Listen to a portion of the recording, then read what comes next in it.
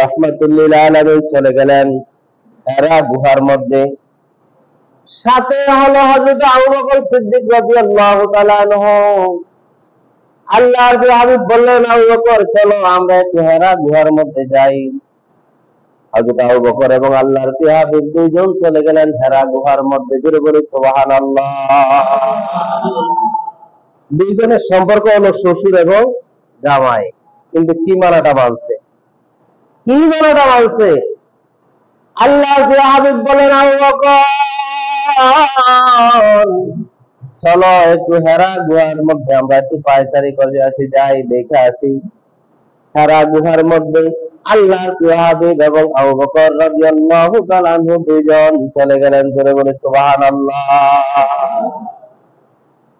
হযরত বেলাল হাবশী রাদিয়াল্লাহু তাআলা আনহু ছিলেন একজনের গোলাম। কি ছিলেন? একজনের গোলাম ছিলেন। তিনি, তার কাজ হলো বকরি ছড়ানো, ছাগল ছড়ানো। হযরত বেলাল রাদিয়াল্লাহু তাআলা আনহু মালিকের বকরি নিয়ে ঘটনাক্রমে হাঁটতে হাঁটতে বকরি ছড়াইতে ছড়াইতে ওই হেরা গুহার পাশে গেলেন বকরি ছড়াইতে। ওই জায়গার মধ্যে জায়গা দেখলেন গাছগুলো অনেক বড় হয়ে আছে, ছাগলেরা বকরিয়া দেখা তারা খাওয়া শুরু করছে। এমত অবস্থা দেখে হযরত বেলাল রাদিয়াল্লাহু তাআলা আনহু চিন্তা করলেন, যেহেতু গাছগুলা বড় দেখা যায়, সুতরাং অন্য কোথাও নেব না, এখানে আমি বকরি আর ছাগল গুলা চড়াইবো। করে বলি সুবহানাল্লাহ। হেরা গুহার মধ্যে আবু বকর আর আল্লাহর হাবিব আর বেলাল ওই সময় ইসলাম ধর্ম গ্রহণ করেন না এখনো, তিনি এখনো গোলাম। এই গোলাম অবস্থায় বকরি চড়াইতে গেছেন। আল্লাহর হাবিব বললেন,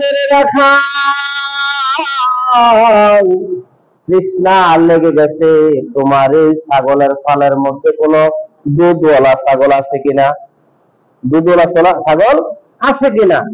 আল্লাহর হাবিব যখন বললেন, রাখাল বেলাল হাবশী রাদিয়াল্লাহু তাআলা আনহু তিনি আল্লাহর হাবিবের চেহারার দিকে তাকাইয়া সাথে সাথে বলতে লাগলেন যে, হ্যাঁ, পুরা ফালের মধ্যে একটা বকরি শুধু আছে, যে বকরিটায় প্রচুর পরিমাণ দুধ দেয়, আর কোনটা দুধ দেওয়ার মতো এরকম বকরি, এরকম ছাগল আমার এখানে নাই। জোরে বলি সুবহানাল্লাহ। বেলাল রাদিয়াল্লাহু তাআলা আনহু যখন বললেন, আল্লাহর হাবিব বললেন যে, রাখাল তুমি যে তোমার বকরি থেকে একটু দুধ দোয়া একটা মৎস্য করে একটা কোটাত করে আমাদের জন্য নিয়ে আসো, আমরা পিপাসিত দুজন, আমরা দুইজনে দুধ খাইবো, খাওয়ার পর আমাদের পিপাসাটা মিটে যাবে। জোরে বলি সুবহানাল্লাহ। হযরত বেলাল রাদিয়াল্লাহু তাআলা আনহু চতুর্দিকে তাকে দেখতেছেন মালিক আবার আসে কিনা। দেখলেন যে মালিক যখন আসে না, তখন তিনি আস্তে আস্তে ওই ছাগলটার কাছে গেলেন। ছাগলটার কাছে যাইয়া সুন্দর মতো যখন দোয়ানের শুরু করলেন, বেলাল বলতেছেন, আমি আশ্চর্য হয়ে গেলাম। যখন আমি ছাগলটার কাছে গেলাম, বকরিটার কাছে গেলাম, যাওয়ার পর বর্তনটা যখন তার নিচে রাখলাম, নিচে রাখার পর স্বাভাবিক ভাবে বকরিটা দাঁড়ায় রইল, একটু নাড়াচাড়া করলো না। আর আমি হাত দিয়ে দেখলাম বকরির ওয়ালের মধ্যে এত প্রচুর পরিমাণ দুধ এসে জমা হয়ে আছে। আমি আশ্চর্য হয়ে গেলাম যে মাত্র বাড়ির থেকে দুধ দহন করে মাত্র আনলাম, এই অল্প সময় এত দুধ কিভাবে আসলো। আমি হঠাৎ করে চমকে গেলাম। জোরে বলি সুবহানাল্লাহ। বেলাল রাদিয়াল্লাহু তাআলা সুন্দর মতো দুধ দহন করে আল্লাহর হাবিব রাহমাতুল্লিল আলামিনের কাছে নিয়ে এসে বললেন যে, হুজুর নেন, আপনার জন্য দুধ নিয়ে এসেছি। জোরে বলি সুবহানাল্লাহ। আল্লাহর হাবিব রাহমাতুল্লিল আলামিন নিজে পরিতৃপ্তি সহকারে খাইলেন। হযরত আবু বকর সিদ্দিক রাদিয়াল্লাহু তাআলা আনহুকে বললেন, আপনিও খান। তিনিও পরিপূর্ণভাবে খাইলেন। বেলালকে বলা হলো, এর রাখাল তুমি এতক্ষণ পর্যন্ত আমাদের জন্য পরিশ্রম করেছ, তুমি কোনো দুধ খাইছো কিনা? রাখাল বলতেছে, না না, আমি এখানে কোনো দুধ খাই না, আমি আরো পরে খাবো, আপনারা খান। আল্লাহর হাবিব রাহমাতুল্লিল আলামিন বললেন, না, যে দুধটা তুমি দহন করে নিয়ে আসছো আমরা খাইয়া শেষ করতে পারবো না, তুমি এখান থেকে খাও। হযরত বেলাল রাদিয়াল্লাহু তাআলা আনহু খাইলেন। খাওয়ার পর তারপরে বললেন, নাও তুমি বাকিটা নিয়ে যাও। হযরত বেলাল বলতেছেন, যে পরিমাণ দুধ আমি দহন করে প্রথম নিয়ে আসলাম, আমরা তিনজনে পরিপূর্ণভাবে খাওয়ার পরেও দেখতেছি আগের সমান দুধ এখনো রয়ে গেছে। জোরে বলি সুবহানাল্লাহ। বেলাল রাদিয়াল্লাহু তাআলা বিকাল বেলা চলে গেলেন মালিকের বাড়িতে। আল্লাহর হাবিব রাহমাতুল্লিল আলামিনের আবু বকর চলে আসলেন বাড়িতে। হযরত বেলাল চিন্তা করলেন মনে মনে, ঘটনাটা হইল কি, ঘটনাটা কি হইল, এরকম তো কল্পনা করি না। এরা বলতে বলতে বিতর্কত ভাবে চিন্তা করতে করতে বাড়িতে আসলেন। আসার পর আবার চিন্তা করতেছেন, হায়রে দুধ তো একবার দোয়া লাইছি, বিকালে আবার মালিকের দোয়াবে, যদি দুধ কম পায় আমার আবার কোন সন্দেহ করে। হযরত বেলাল রাদিয়াল্লাহু তাআলা বকরির বা ছাগলের ওলানের কাছে যাইয়া যখন নজর দিলেন, তিনি দেখতেছেন দুপুর বেলা দোয়ানোর কারণে তিনি যে দেখতে পাইলেন দুপুর বেলা যে পরিমাণ ওলানদের মধ্যে দুধ দেখলেন, এখন দেখতেছেন তার চেয়ে আরো অনেক গুণ বেশি বিকাল বেলা দুধ জমা হয়ে আছে। জোরে বলি সুবহানাল্লাহ। বেলাল রাদিয়াল্লাহু তাআলা আশ্চর্য হয়ে গেলেন, এদের কেমন মানুষ এরা, যে মানুষের নাম নেওয়ার পরে গেলাম পরিবর্তন, তারপর তার দুধ খাওয়ানোর পরে এখনই অবস্থা। মালিক বলতেছে, বেলাল তাড়াতাড়ি দুধ দহন করে নিয়ে আসো। বেলাল রাদিয়াল্লাহু তাআলা আগের দিনের মতো ছোট কৌটা নিয়ে গেলেন না, বর্তন নিয়ে গেলেন না। দুধের অবস্থা দেখে বড় একটা বর্তন নিয়ে গেলেন। নিয়ে যখন দুধ দহন করলেন, দুধ দহন করার পর যখন মনিবার কাছে নিয়ে গেলেন, মনিবার আশ্চর্য হয়ে গেলেন যে তুমি দুধের সাথে পানি মিশাই না কেন? বেলাল বলতেছে, না না, পানি মিশাই না, বরং এটা আমি শুধু দুধ দহন করে নিয়ে আসছি। জোরে বলে সুবহানাল্লাহ। এবার মালিক বলতেছে, বেলাল রাখা, তুমি কোন জায়গায় নিয়ে এই বকরি চড়াও? বলে, আমি যে ওই যে একটা পাহাড় আছে, ওই পাহাড়ের পাশে আমি বকরি চড়াই। বলে, ওই জায়গার গাছগুলো কি খুব বড় বড়? বলে, গাছ বেশি বড় না।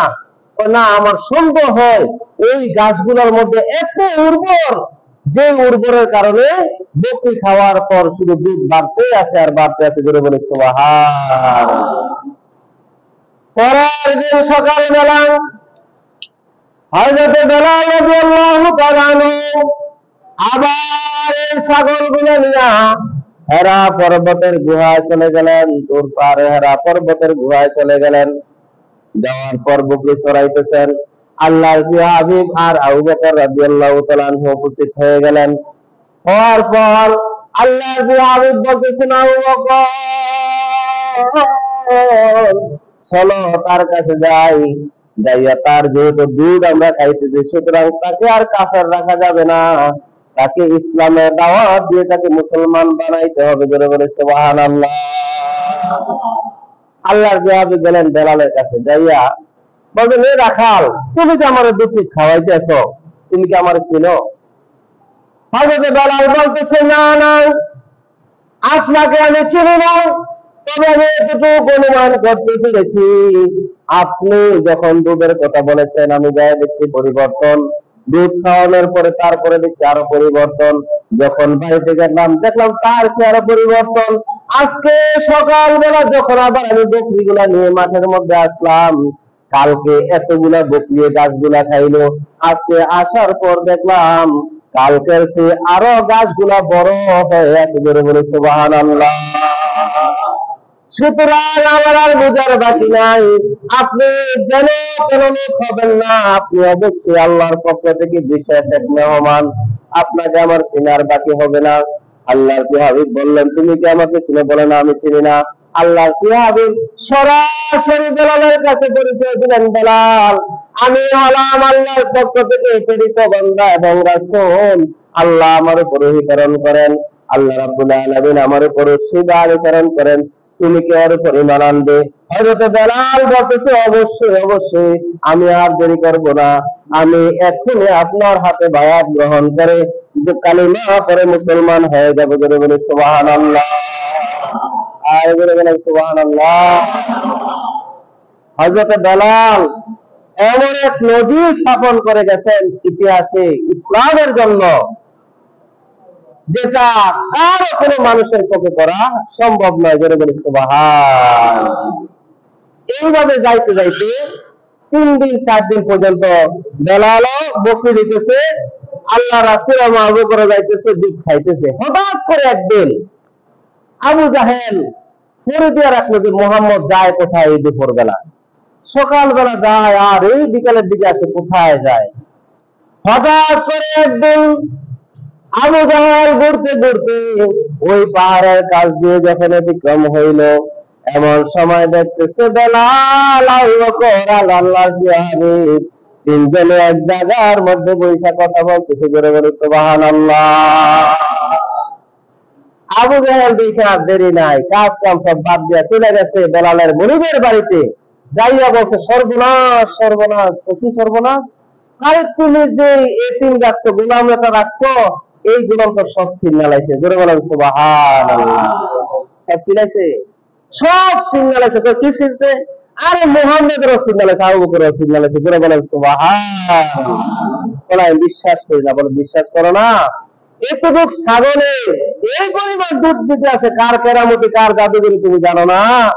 তুমি তো বিচার এখন যাও, এটাকে পাহাড়ের পাশে তোমার বকরি গুলা চাইরা তারা তিনজনে একসাথে বৈশা কি জানি কথা বলতেছে, আমি দেখে আসছি তোমার কাছে আগামী দিন থেকে যদি আর ওই জায়গায় বকরি আর ছাগল পাঠাও, এগুলো আর ফিরে আসবে না। জোরে বলেন নাউজুবিল্লাহ।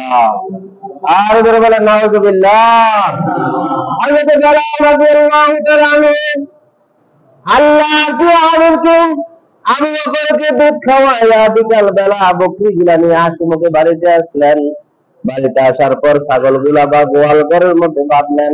বাঁধার পর মালিকের কাছে মনিবের কাছে গিয়ে যখন সংবর্ধনা দিলেন, মনিবের মুখ মলিন হয়ে গেল, মুখ চেহারা অন্যদিকে ফিরাইয়া কথা বলতেছে। বেলালের মনের মধ্যে ভয় ঢুকে গেল, না জানি কে আমাদের এই সংবাদটা এসে পৌঁছে দিয়েছে, আমার উপর তো হয়তো বা জুলুম অত্যাচার হতে পারে, না জানি কাজ থেকে বিদায় করে দেয়। বেলাল চিন্তায় পড়ে গেলেন। মনিব বলতেছে, আমি জানি রাখা তুমি কখনো মিথ্যা কথা বলো না, আমি তোমাকে একটা প্রশ্ন করব, যদি প্রশ্নের সঠিক জবাব দাও তাহলে তোমাকে আমি উত্তম ব্যবহার করবো, আর যদি সঠিক উত্তর না দাও তোমার উপর আমি জুলুম চালিয়ে দিব। করে বলেন নাউজুবিল্লাহ। ডাক দিয়ে নিলেন, ডাক দিয়ে নেওয়ার পর বলেন, বলেন প্রশ্ন করেন।